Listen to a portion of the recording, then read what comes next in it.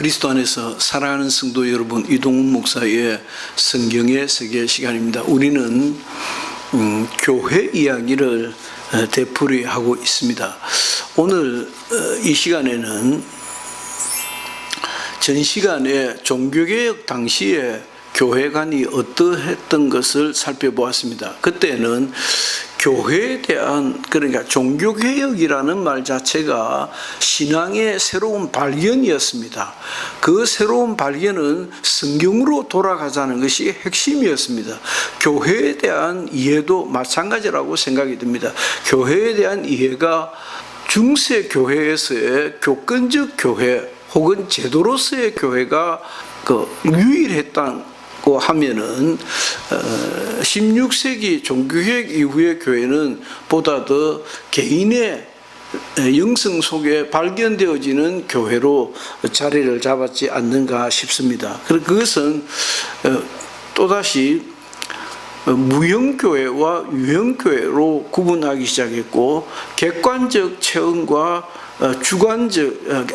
객관적 제도와 주관적 체험 사이의 교회가 구분하기도 했었고, 이와 같은 논쟁들이 그러면 참된 교회의 표지는 뭔가라고 하는 논쟁으로 발전해서 말씀의 선포, 참된 성례의 집전, 셋째는 권징의 시행으로 정착되어 가는 것을 볼 수 있습니다. 그 권징은 꼭 책망뿐만이 아니고, 책망이든 어쨌든 그 제도적 정착이 되어졌다, 제도적 권세와 권위를 인정하는 모양이 자리를 잡았다라고 하는 것입니다. 되게 흥미로운 것이, 오늘날 교회와 비추어 보면 오늘날 교회는 완전히 다 허물어져 버린 것 아니겠습니까? 교단과 교단 사이에 질서도 없고, 교단 안에서도 그 어떤 질서도 발견할 수 없고, 그냥 엉망진창으로 뒤섞여 버려 있는 것을 발견할 수 있습니다. 그것이 보다 더 현대적이다, 보다 더 근대적이다, 보다 더 계몽주의적이다 라고도 볼 수 있겠지만은, 교회 근위가 허물어져 가는 과정을 볼 수 있고, 가려진 뒷면에는 그렇게 해서 참된 교회를 찾아가는 진정한 노력들이 있었다라고도 볼 수 있을 것입니다. 아무튼 이 시간에는 18세기 그 이후의 교회라고 하는 제목입니다. 18세기의 합리주의는 교회론에 결정적인 영향을 미쳤습니다. 다시 말하면 계몽주의가 드러나게 되었고, 계몽주의라는 것은 enlightenment, 사람의 이성이 보다 더 발전해서 이성적인 역할들이 차지하는 비중이 더 커져갔다는 것입니다. 인간 이성의 발견, 이성에 대한 확신, 이성적 결론, 이성적 자각에 대한 것에 대한 확신이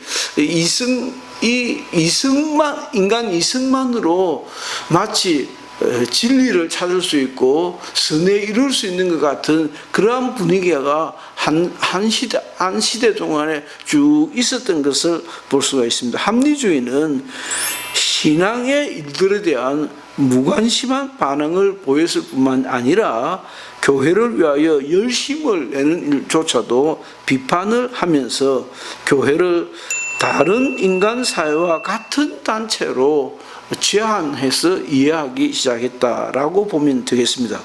합리주의는 또한 교회를 설립하는 것이 그리스도의 뜻이라고 하는 것까지도 부인하는 데까지 발전하는 것을 볼 수가 있습니다. 감리교 안에서 합리주의에 대한 경건주의적 반동이 있었습니다. 그러니까 감리교 안에서는 이 합리주의가 너무 급속히 팽창되어 버리니까 그 합리주의에 대한 반동으로 보다 더 경건주의적인 운동이 일어났다는 것입니다. 그러나 감리교는 교회론의 발전에 아무런 기여를 하지 못했던 것을 우리가 볼 수 있습니다. 이 운동은 기존 교회에 대한 비판에만 힘을 기울이다가 기존 교회의 생활에 순응을 하는, 그러니까 기존 교회를 지키려고 하는 쪽으로 오히려 흘러가 버렸고, 감리교회는 따라서 감독제도라고 하는 제도적 교회의 영향을 더 많이 받은 운동으로 주저앉은 것을 볼 수가 있습니다. 오히려 장로교회가 하나님의 말씀과 신학적 체계를 발전시킨 것에 비해서 감리교회는 제도적 교회에 오히려 눈을 많이 떴다라고 하는 것을 볼 수가 있습니다. 따라서 제도적 교회, 형식으로서의 교회, 형식상으로서의 교회에 눈을 떴다는 것은 그만큼 그 감독 제도라든지 교권에 대한 체계가 많이 섰고, 그것은 영성에 대해서 영성을 발전시키는데 저해 요인이 되었다라고도 볼 수 있겠습니다. 슐라이에르마흐는 감정의 신학이라는 신학의 한 학풍을 조성했습니다. 이 슐라이에르마흐에 의하면 교회는 본질적으로 기독교 공동체, 곧 동일한 정신으로 고무된 신자들의 단체이다, 공동체이다라고 봤습니다. 그는 유형교회와 무형교회도 같은 구분으로 거의 별도로 구분한, 무형교회든 유형교회든 하나님께 감동된, 하나님의 성령으로 감동된 무리들의 집단이다라고 봤다는 것입니다. 교회의 본질을 그리스도인 교제의 정신에서 찾았던 것이 슐라이에르마흐의 19세기 초엽 교회를 정리하는 데 큰 도움이 되었다라고 볼 수 있겠습니다. 하나님의 성령이 신자들의 회중에 침투해 들어오면 들어올수록 교회는 그만큼 분열이 적어질 것이고, 신자들은 자신들의 중요성을 잊게 될 것이다. 성령이 감동되어서 인간의 마음이, 슐라이에르마흐는 신앙을 인간의 감성에서 깊이 고무되어졌는데, 이와 같이 감성이 감동되어질 때 감동이라는 영역이 그렇지 않습니까? 감동이라는 영역은 끌어안거든요. 끌어안는다는 것은 그만큼 구분하는 것에 대한 중요성이 감소되어지고 하나되게 하는 운동에 큰 도움이 되었다라고 하는 것입니다. 반면에 리추얼은 무형교회와 유형교회의 구분을 하나님의 나라와 교회의 구분으로 대체한 것이 좀 다르다. 리추얼은 보다 더 이성적인, 보다 더 슐라이에르마흐가 보다 더 감성적인 데 비해서 리추얼은 보다 더 이성적이고 합리적인 교회관을 가지게 되었다라고 봅니다.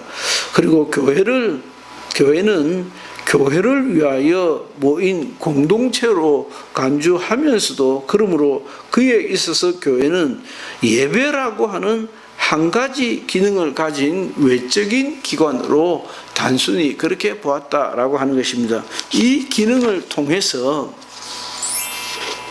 신자들은 서로 친숙해 줄 뿐이다. 그러니까 리추얼의 교회는 보다 더 합리적이고 보다 더 이성적인 교회로서 그냥 필요에 의해서 같이 모인 사람들의 집단이다라고 보았다라고 하는 것입니다. 이것은 신약의 가르침과 분명히 다른 것입니다. 신약의 가르침 속에는 하나님의 성령에 감동된 하나님의 자녀들의 집단으로 보았던 시각이 뚜렷한데도 불구하고, 리추얼은 단순히 외형적으로 드러난 필요에 의해서 교회로 구성된 사람들이라고만 보았다는 것입니다.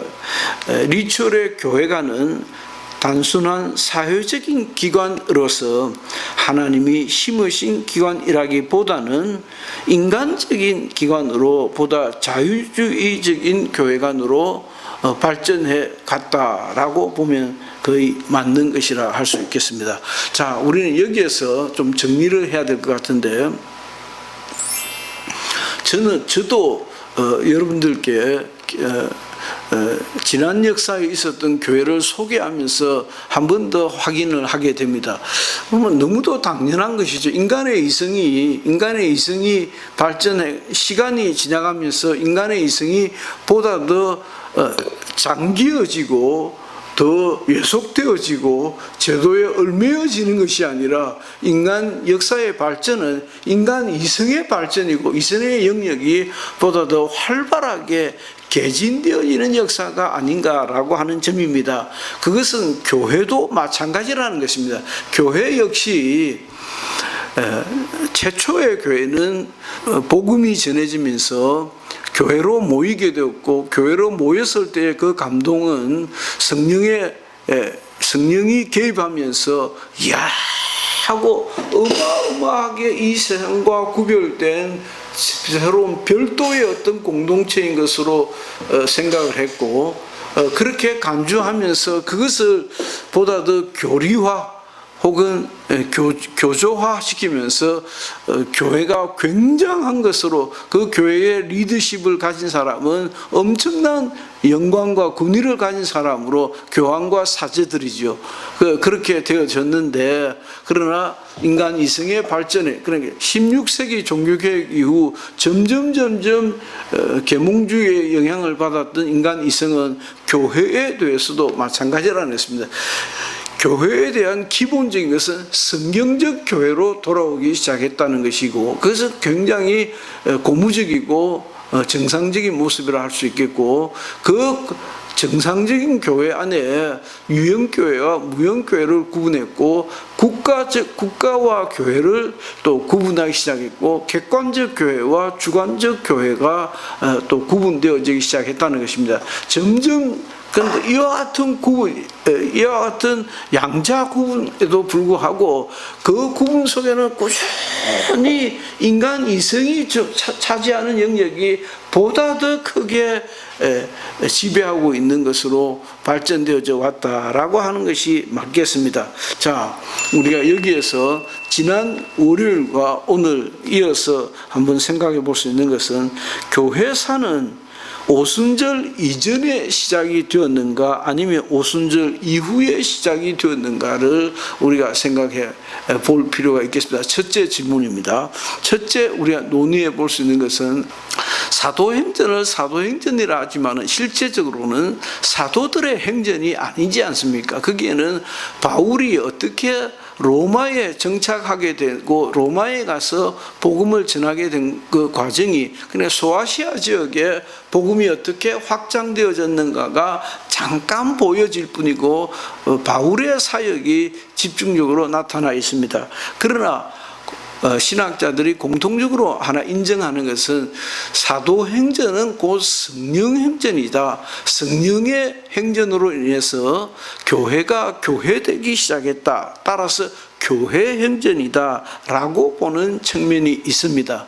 그 점을 묻고 있는 것입니다. 그래서 교회사는 오순절 이전에 시작되었는가 아니면 오순절 운동으로 인해서 교회가 교회되기 시작했는가라고 하는 질문입니다. 이 질문에 대해서 이 질문이 왜 이와 같이 중요한 자리를 차지하는가라고 하는 점도 함께 한번 디베이트를 해보면 어떨까 싶습니다. 왜냐하면 성령이 교회가 교회되게 하는데 차지하고 있는 역할이 뭐냐라고 하는 것에 대한 답이 나올 수 있기 때문입니다. 만일 오순절 이전에도 교회가 존재하였다면 오순절 이전의 교회와 이후의 교회는 어떤 점에서 차이가 있는가라고 하는 점입니다. 예수께서 마태복음 18장 17절에서 말씀하신 교회는 어떤 교회인가? 어거스틴은 영적인 유기체로서의 교회 또는 외적인 기관으로서의 교회를 하나님의 나라와 동일시했는가 어떻게 했는가라고 하는 점입니다. 외적인 기관으로서의 교회를 강조하는 로마 가톨릭 교회에 대한 여러분들의 입장은 어떠한가라고 하는 점을 세 번째 질문으로 생각해 보겠습니다.